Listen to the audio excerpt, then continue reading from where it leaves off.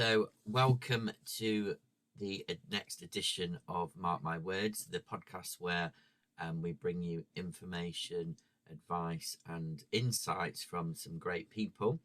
So, today I've got William from Manabu Learning with me. So, welcome, William. Hello. Hi, How are you Mark. doing? I'm doing good. Glad to be here. Good stuff. Good stuff. I love your background, by the way. It's great. Thank you. Thank you. So, William, can you tell us who you are and what you do, if that's okay? Yes, of course. So, as you said, my name is William Redpath. I run a company called Manabu Learning. So, I set this company up last year. And I think that it's always helpful to provide a little bit of context about why I set the company up. It's much more interesting than explaining what we do, I think. So, I worked for 8 years in a small company here in Belfast, which my accent maybe gives away. And I guess that I noticed that for a long time, maybe even within myself, that there were a lot of people that had quite a negative relationship with their career.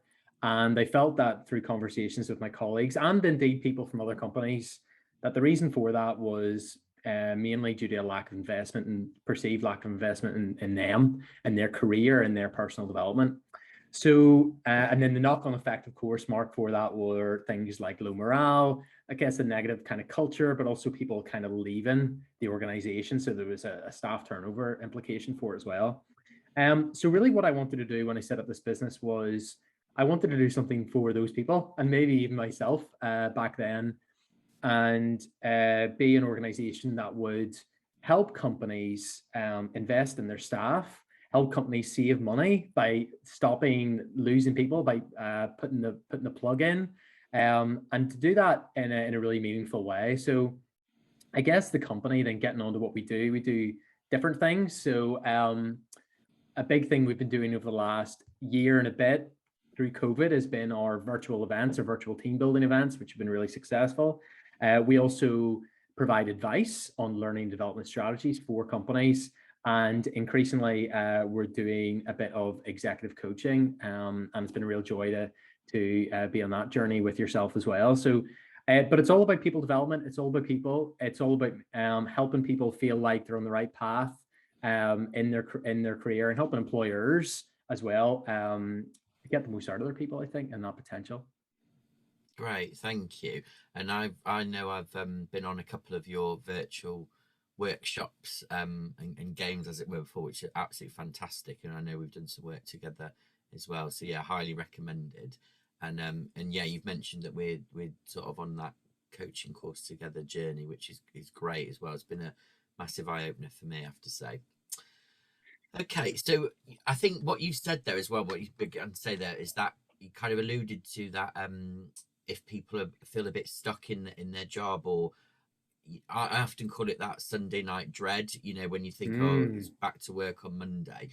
So, and that's really difficult. So what if people are thinking about setting up their own business and running their own business? What do you love most about doing that for yourself, if that makes sense? It's how I feel. It is how I feel as a person. I like you said that's something I dread. I don't really get that. I think I was about to say it's maybe because I don't do any work anymore. I do work.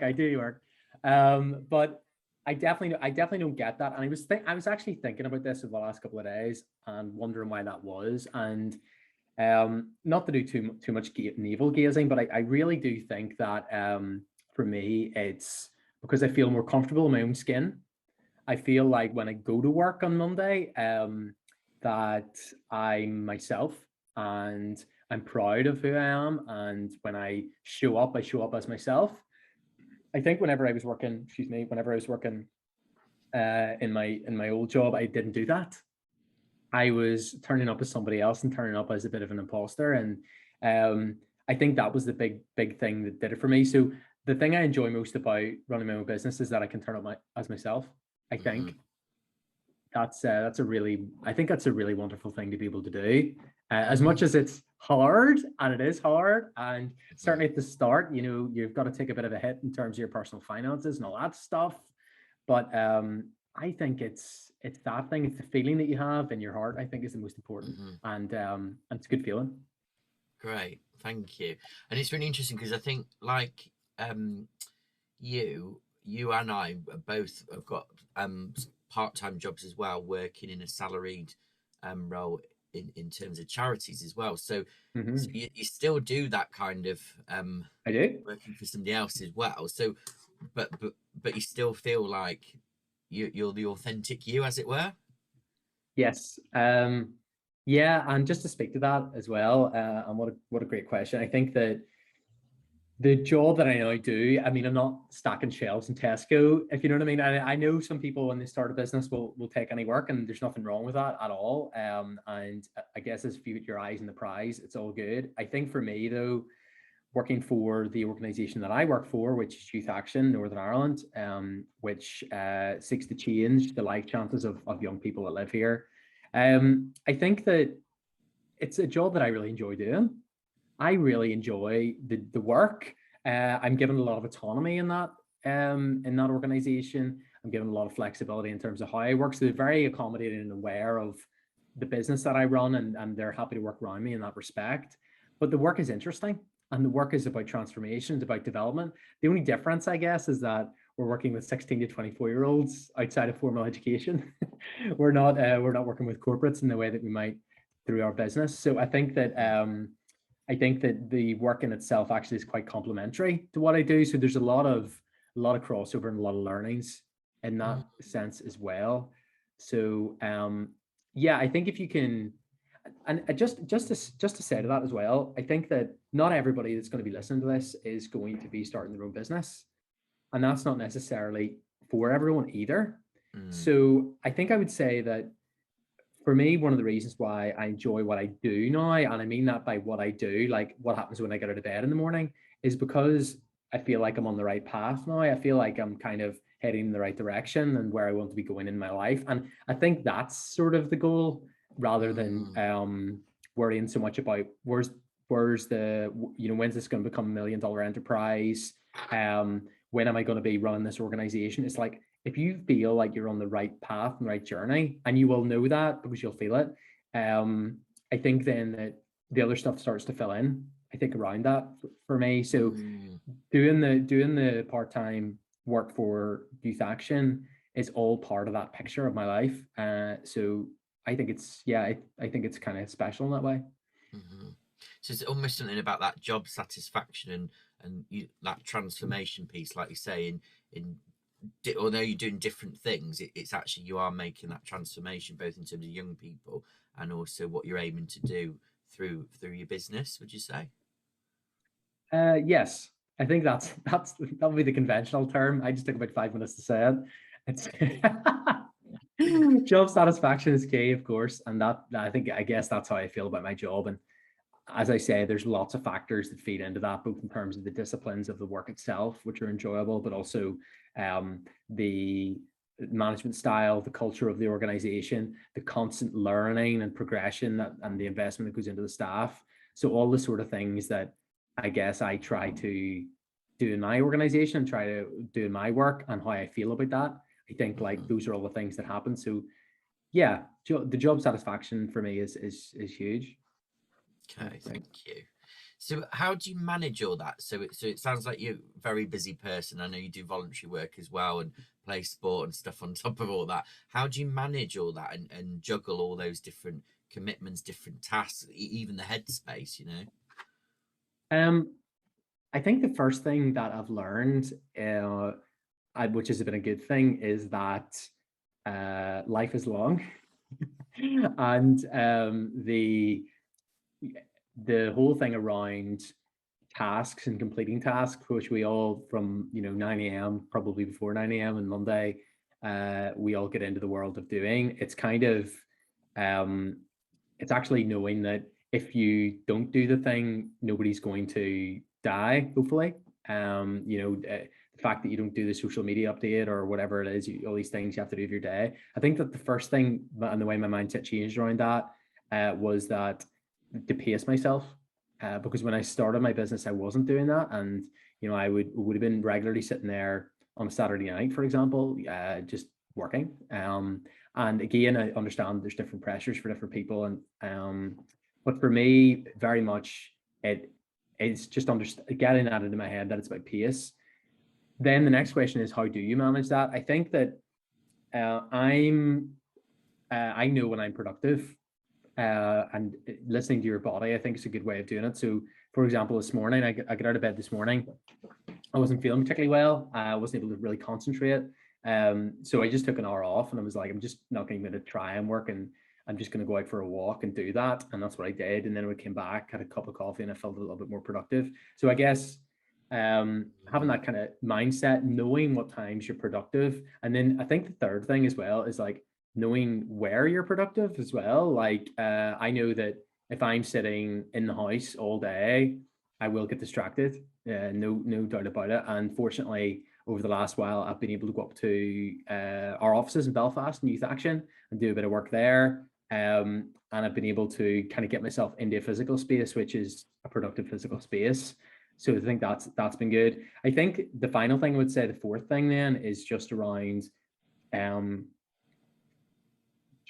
to think of one thing and do the thing, rather than necessarily looking at my list of things that I have to do, the list of 20 or 30 or more, and say, okay, today I'm going to do all that stuff. Whereas today might just mean that I have to record and edit some videos, a couple of videos for some promotional work that we're doing or whatever. And I'm just going to do that and focus on it and get it done. And then I can come away from my day with my have done list rather than my kind of to-do list. So yeah, I think that it's about mindset and pace in that way. It's about knowing the times that I'm productive and how I feel, and then the physical place where I'm productive as the third thing.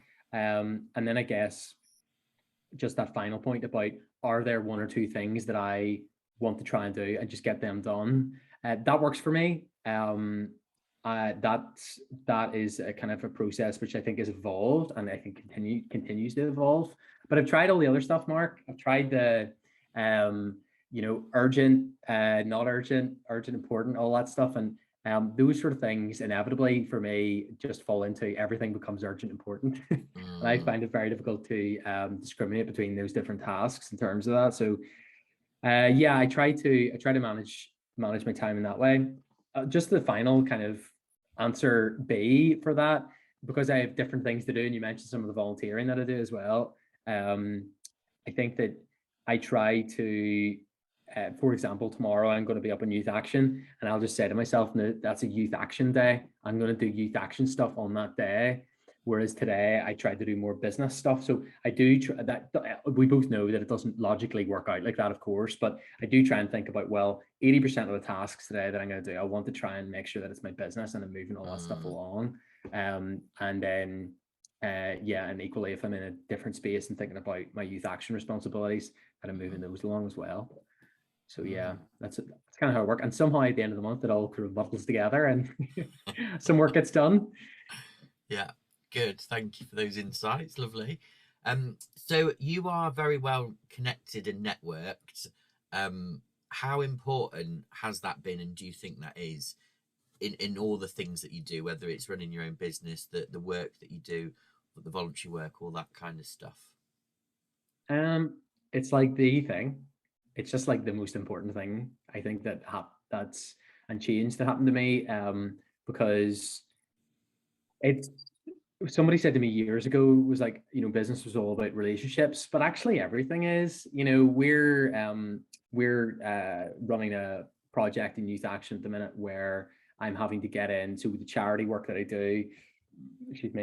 We're having to get people in to participate in an adult advisory group where they're feeding back about the project, and it's kind of like it's a fun responsibility we've got towards our funders. And I was able to get people that no problem, because whenever I contacted people to say, listen, we're doing this, I'd like you to be involved in it, because I've known these people for such a long time, like kind of really amazing people, by the way, and things that they do, they were just like, yeah, no problem, that was okay. And actually people that, because of the nature of the work that's involved, may not have been immediately predisposed to being on that work as well, but because it was me and they knew me, they trusted me, and they were happy to be involved with that work. So someone commented to me who was working with me, is like, couldn't believe how easy that was, because their approach without having that network would have involved a lot of cold outreach, cold calls, maybe cold emails, and a lot of admin. Whereas I was able to pick up the phone and just speak to people. And I'm not saying it always works out like that, but that's a really recent example of like how those relationships have really benefited me, for sure. And even my business, like there's the thing about relationships and being able to, I guess, take from that because I'm asking for help, but also within the networks, I find that I really enjoy giving value into those networks as well, and helping people. That's something I quite enjoy doing, and feel like it's all part of the picture of positive work, positive business, all that stuff, and it gives me an opportunity to do that also.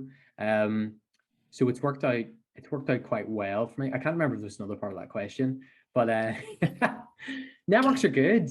Networks are good. I just want to finish that answer by saying as well that whenever I was a few years ago, when I mentioned about the previous work that I did, whenever I was working before and felt quite, I guess, lost in my career and directionless, and I went to somebody who was a bit of a mentor for me, and the first question she asked me, she asked who's in my network, who is my network, and my answer at that point was like, well, my sports team was really the answer, and kind of 4 or 5 years later, it feels totally different now because, and I feel like I have a lot of opportunities, and I feel like I have a much clearer idea of what's going on in the world around me, the world of work, the world of business, and therefore it's much easier for me to navigate that and feel like I'm able to chart my own course.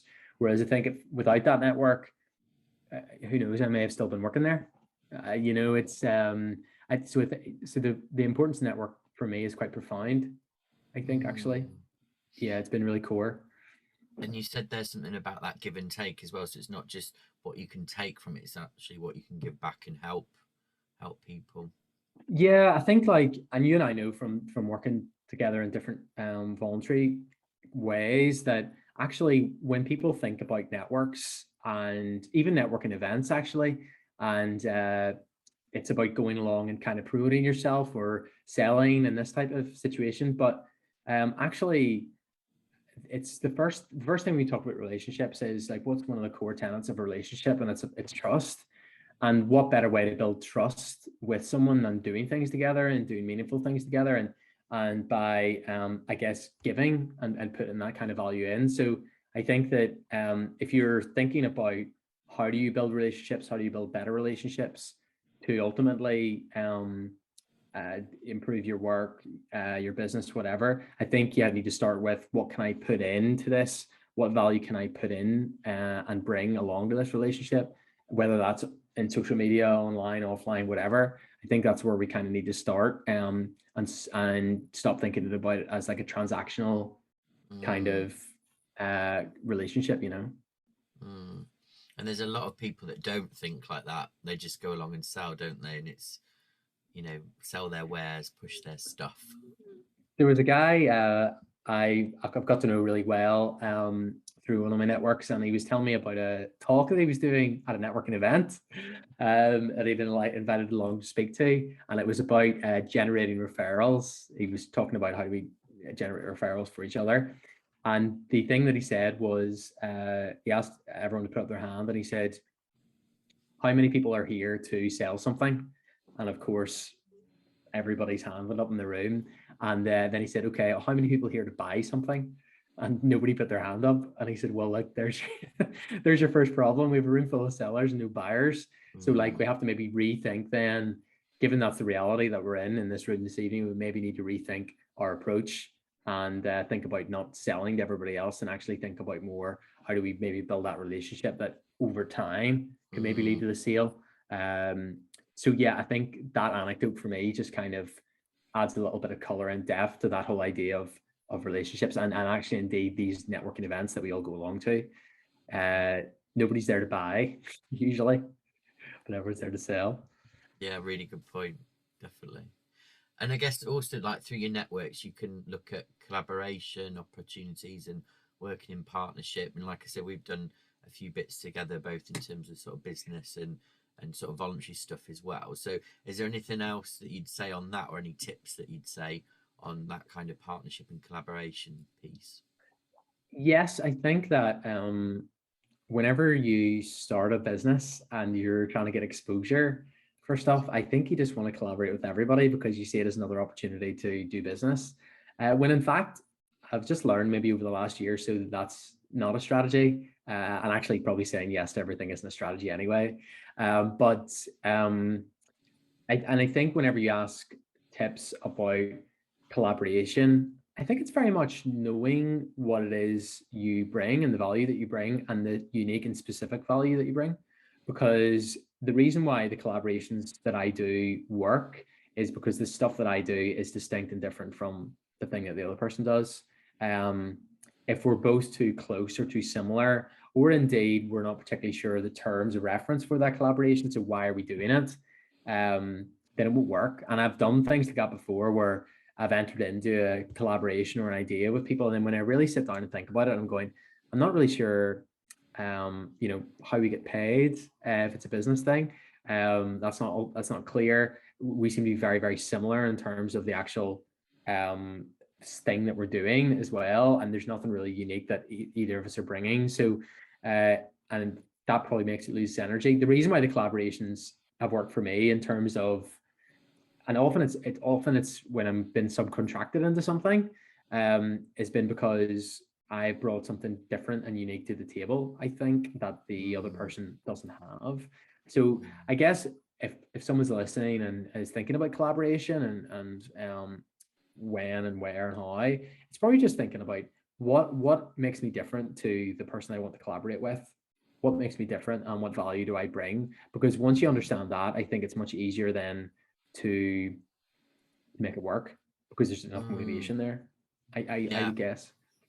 And I think I would add to that. So point of difference in terms of what you do, but point of similarity in terms of I don't know what you call it, approach or values, if you see what I mean, and ethos. And I think that's really important for me. And I think that's why I really valued working with you before, because I think that kind of bringing, well, the jargon is bringing your authentic self really, and being really personable and yeah, approachable. I think that's been important for me. I think you're so right. And actually you will encounter situations where you will have something unique you'll be able to bring to the table as well.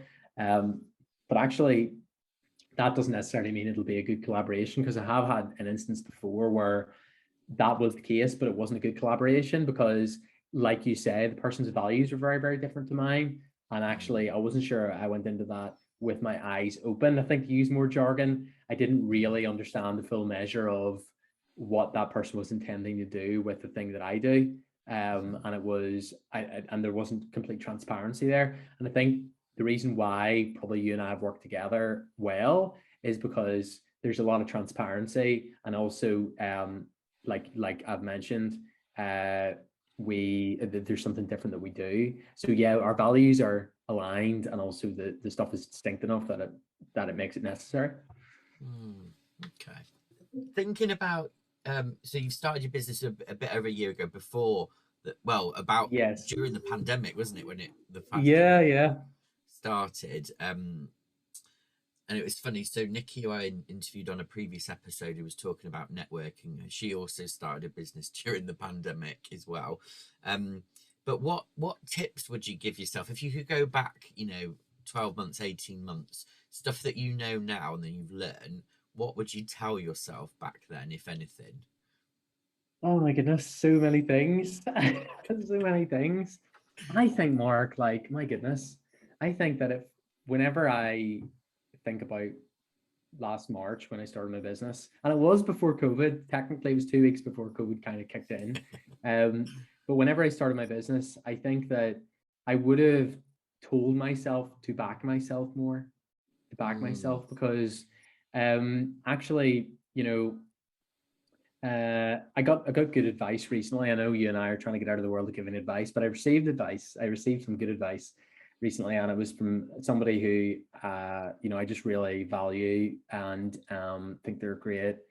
And they were telling me, a lot of it's just to do with confidence and mindset. That's how they described the successful business, particularly in the world of like consultancy, which I guess is sort of in our wheelhouse. And I think I would probably tell myself that, because what started happening to me last year was I was almost starting to get business before I really went after the business. It was almost because what I was doing was very kind of on message. And that last year that I started getting it before I really went for it. And I think if I really went for it from day one, I would have found it a little bit easier.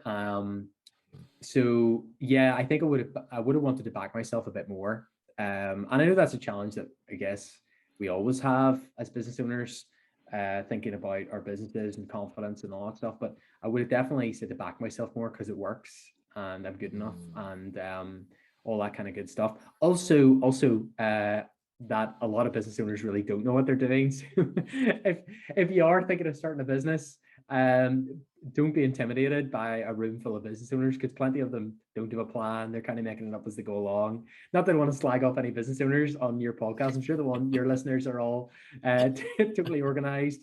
But yeah, I think maybe just like back yourself if you're thinking about starting a business because there'll be a reason why you're doing it. And if you're, if you've got that kind of heart and soul, then that's sometimes enough to get you started. I totally agree. So I've been doing some business startup courses recently again, and it's probably the second point that I make after all the introduction stuff. It is that mindset and those quotes about, whether you think you can or you think you can't, you're right. Some people see it as a bit cheesy, but I think it's so important to have that belief and like you say, recognize that you sometimes feel like you're the only one that doesn't know what you're doing or making it up. But honestly, like you say, most people, if not everyone, has that imposter syndrome, or I call it that swan analogy, where you're gliding on the top of the water looking calm and collected, and underneath you're paddling away thinking, I don't even know what's going on here. So yeah, good. Okay. And we mentioned sort of selling earlier as well. So some of the stuff that you used to do in previous life was around sales as well. And of course, whether you're doing stuff in the charity or whether you're doing stuff for your own business, there's an element of selling a service, even if it's not a product, I suppose. So have you got any tips or advice on what people should think about when approaching selling their wares, as it were? Well, this has become the sales podcast, Make Your Mark sales podcast. I've got there's some stuff that I talk to people about as regards sales and sales meetings, which I'd be really happy to share. I think the first thing though I would say is that, and we talk about it in coaching, of course, as well, Mark, but to have that kind of curious mindset and listen.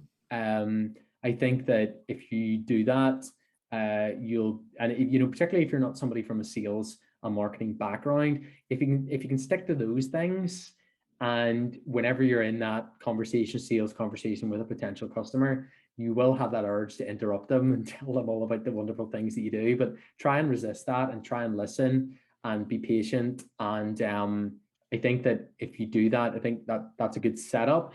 As regards specific advice, something that worked for me whenever I was sales with my job, and then actually now as well in my business, I always try and do kind of three things. So I always try and agree. I'm gonna forget one of these now. I'm gonna forget the third, but let's see if I can remember them. Always try and agree a follow-up. So always try, if I'm speaking to somebody at the end of the meeting, I'll always say to them, look, great, what would be a great time to give you a call? And then you can keep it relatively vague, but the point is, whenever you need to then chase them for a decision, it doesn't feel like you're chasing them. It feels like, oh, just contact me to follow up with that, and it feels a little bit more polite, which I think is kind of nice. I think that a couple of the other things, see if I can remember the other things. One of the ones which I felt was really important though as well was to ask awkward questions, and I'll try and explain what that means. You will know just simply as a human being when you're having a conversation with someone or you're explaining someone and they're not quite getting it, or they're just not really going for your idea. And it's having that kind of bravery and confidence to say to that person, I don't think you're really getting this, or is there something I'm missing, or this type of thing. What that then allows to happen is that it allows that other person to say, well, actually, you said this thing a few minutes ago and I didn't understand it, or it put me off, or I've heard this thing from somebody else about your company, which I didn't really like, or whatever.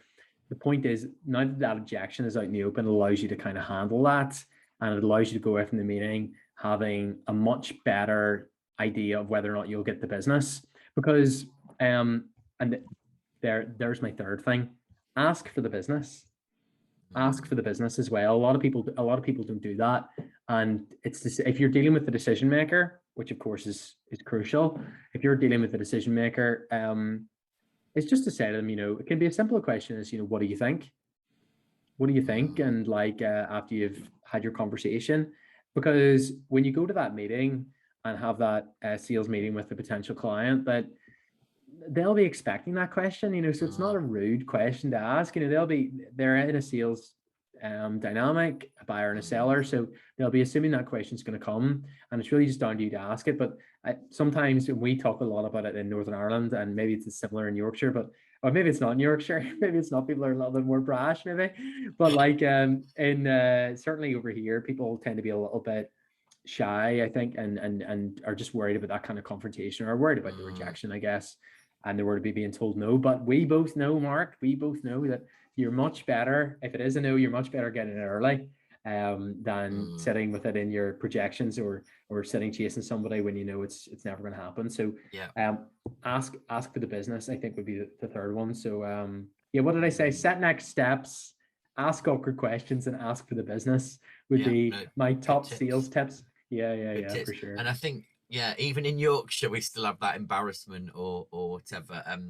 And I think, if you don't ask, you don't get. I've learned that in fundraising, and just politely, is this something you would consider at this time? Would you consider making a donation? Would you consider working with us at the moment? Simple as that, and they can say no, but then at least don't you?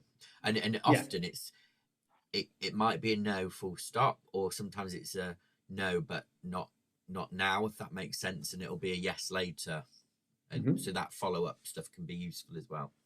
Yeah, definitely. Okay, good, thank you. So thinking, jumping all over the place here, so thinking about the sort of where we started in the learning development piece as well, I think what you said is really powerful about how you can help individuals in terms of companies sort of develop and thrive, but also from a company commercial perspective, what that means in terms of morale, increased productivity, people not dreading going to work but wanting to go to work, all that kind of stuff. So if you're working with a business, what sort of key questions do you get them to think about that helps you to look at where you help them, if that makes sense? Well, there's always a reason why I get contacted by people, or why we kind of have that initial conversation. There's always something happening in an organization. So sometimes the first thing to do is just to get them to say that, to say those words. I was having a conversation earlier on with a kind of a health trust here, and we were talking about some work that we could do together. And I think that really where it came, the first thing that I asked anyway was just, what's going on for you? In the same way that you would maybe start even a coaching question or conversation, and try and then what happens is, it was just, the person just started talking and telling me about all the things that were going on and everything else. And it's back to that whole thing about listening. Sometimes that doesn't always happen.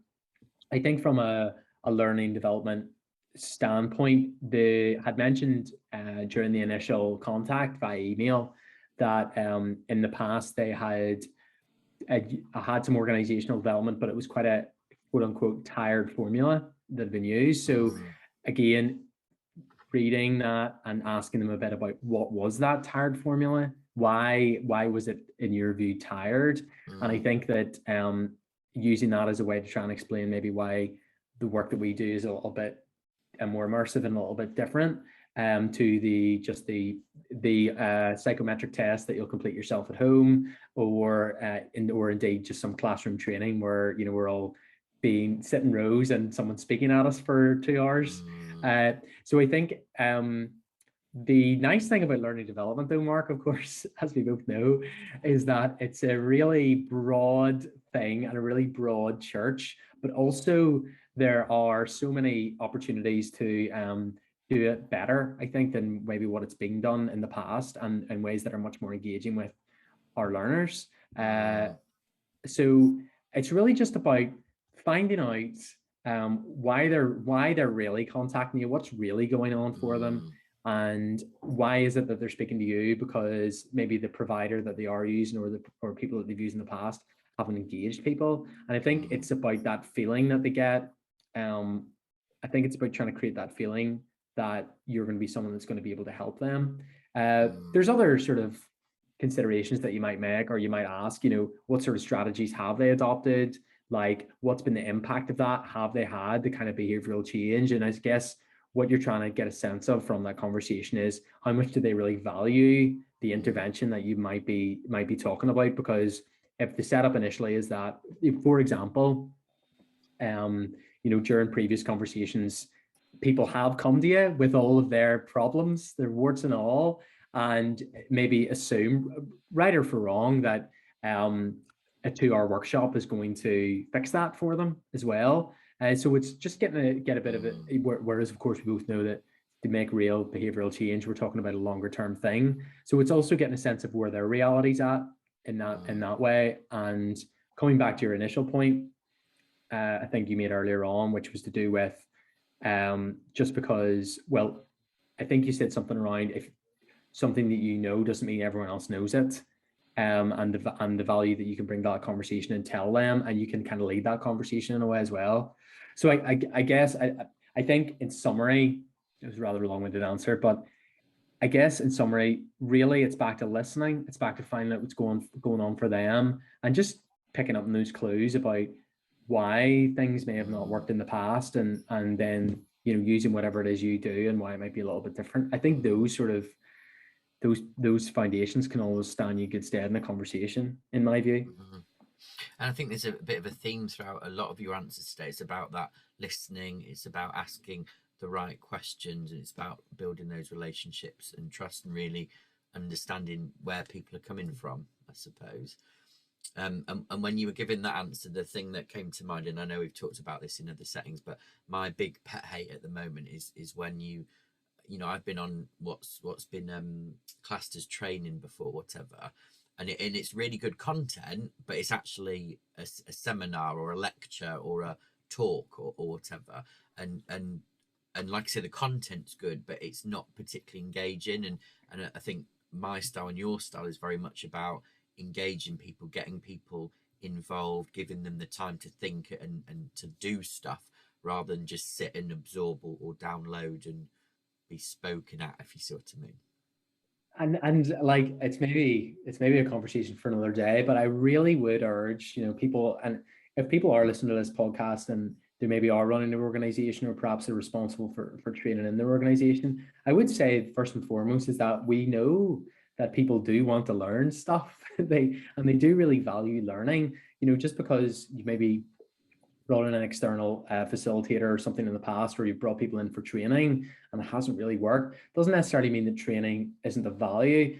We saw during COVID, and I'm on my soapbox, Mark, now, so you're gonna have to stop me. But during COVID, it was like the amount of people that were on Udemy and e-learning platforms, and they wanted to learn how to play the guitar and learn how to cook and learn how to bake, of course, which we saw a lot of.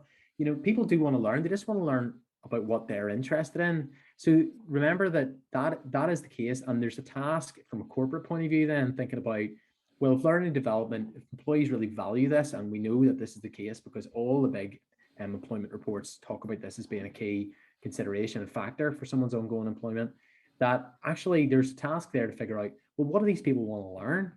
How do we actually, or how can that be a led exercise in terms of helping these people understand areas and things that they're good at and they can build on, and there's activities and things that I'm sure you and I would have a lot of fun in creating, and doing that, almost not assessment center, but trying to think about maybe an assessment center, but kind of an assets type thing where they're looking at the positives and focusing on that.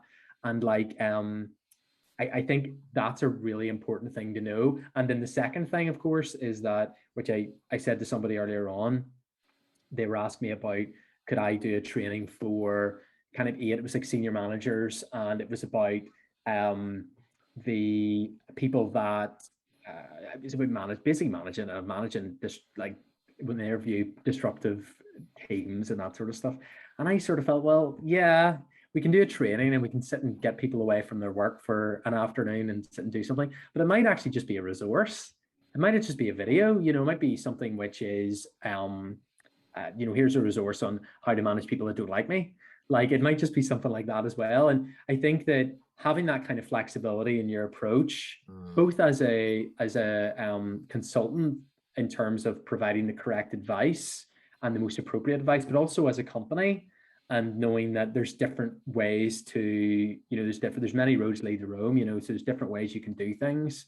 I think just fundamentally what I would say, and then I'll stop talking, is is just that training is important and a value, but it's the actual learning, I think, that we're interested in, and what are we actually learning, and therefore it's about, yes, the immersive live stuff that we do, which is really, really key, and it's important how things are delivered, but also knowing and having the kind of humility to know that even though we do think we are great, we have big egos, that it isn't always about the trainer and it isn't always about that event. It can be just as simple as, well, here's this amazing resource on, like I say, how to manage people that don't like you. And that can be as helpful to someone as a day climbing up a wall in the pouring rain, if you know what I mean.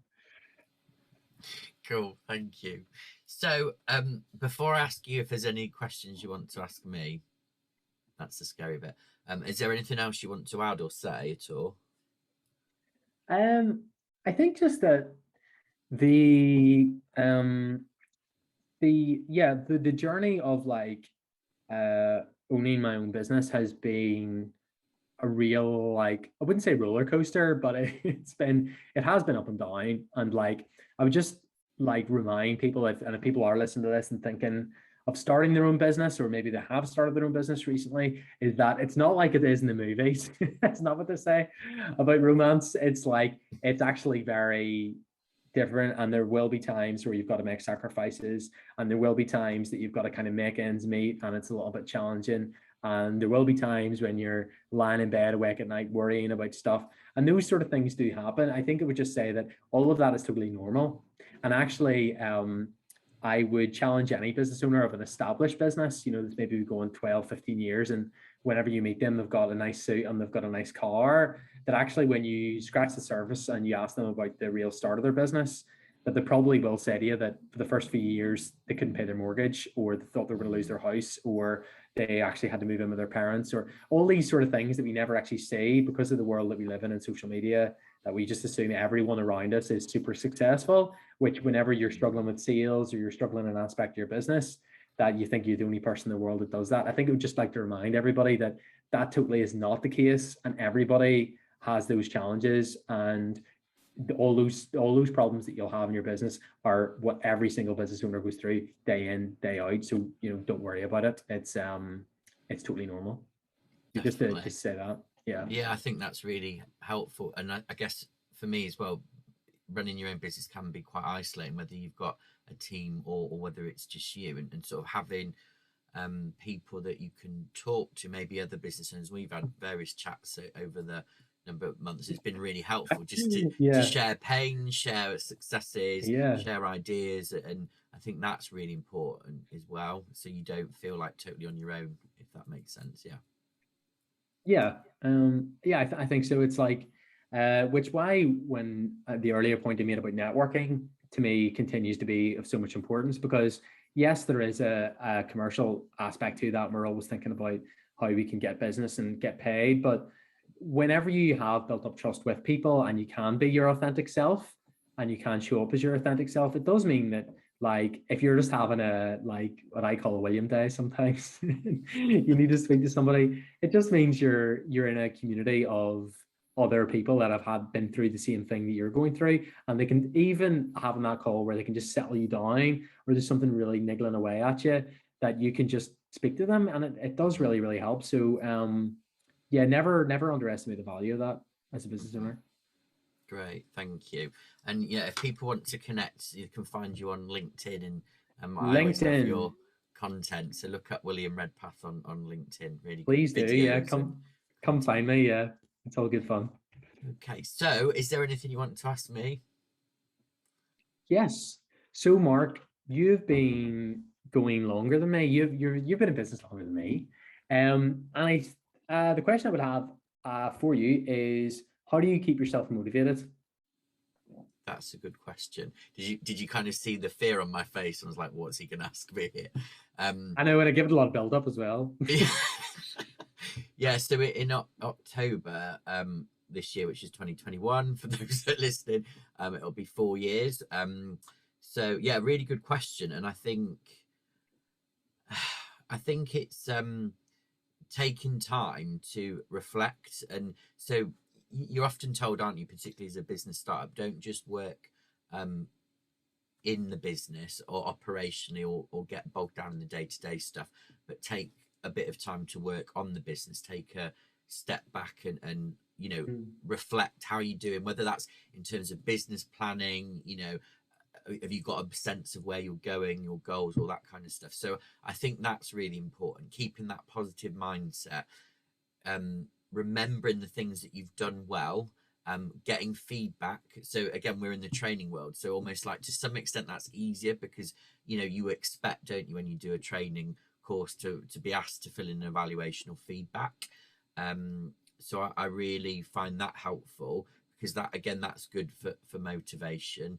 And sometimes I do get the few comments where it's actually this hasn't landed well, and actually this would be ideas for how it could be different. So I take those on board.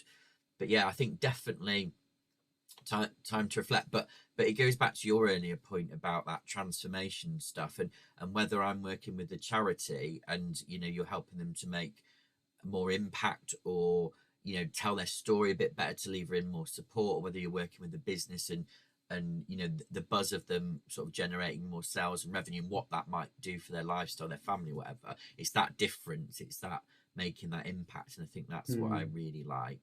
And the other thing that you said earlier really resonates with me, kind of understand yourself. So know when you're having a bit of an off day and go, right, okay, so what can I do to make life easier today? What can I do that's easier? Can I have some time off or whatever? And I know, again, people listening to this might not have that luxury, but I think learning to read yourself and what you need and what gives you the best environment physically, but also headspace to succeed, I think is really important. So yeah, good question. Can I ask you one more? Do you have time for one more question? Yeah, go on then. We're here all night. How important is a vision in work or business? As in the sort of the bigger picture? Yes. Yeah, I think it is really important, because otherwise we can all be busy fools, can't we? We can all be like, oh yeah, I'm so busy, I've got 50 things on my to-do list, I've managed to do 20 or not, but so what is that trying to achieve, both for you and for the people that you're helping? And I think sometimes it's easy to get to forget that and just get caught up in the here and now and the day to day, and sometimes that's okay, but I think that regular taking a step back and think, why am I doing this? So and again, one of the things I talk about on the business startup course is a lot around the Simon Sinek's the golden circle, the why. So why are you doing what you're doing, and not just about, oh, I want to make a profit, or I want to work less hours or whatever, but actually why are you doing this, what resonates with you. So like for me, kind of helping people, making that difference, whether it's in a charity setting or whether it's a business, is so important. And that's what keeps me motivated, which goes back to your other question as well, I think. It does, and I asked that question deliberately because it's something that I've been kind of thinking about a lot recently, and just to say, and this hopefully this resonates with some people as well, in terms of like starting a business and imposter syndrome and all that sort of stuff. But whenever I started my business, just to respond to the vision thing, whenever I started my business, I just assumed nobody was going to buy anything that I was selling. And then of course people start buying the stuff, and then you go, oh, this is amazing, people are buying, I've made my first pound coin, it's great. And then you start thinking, okay, the target then is just to replace my salary. And I guess for a while, that's what I was doing.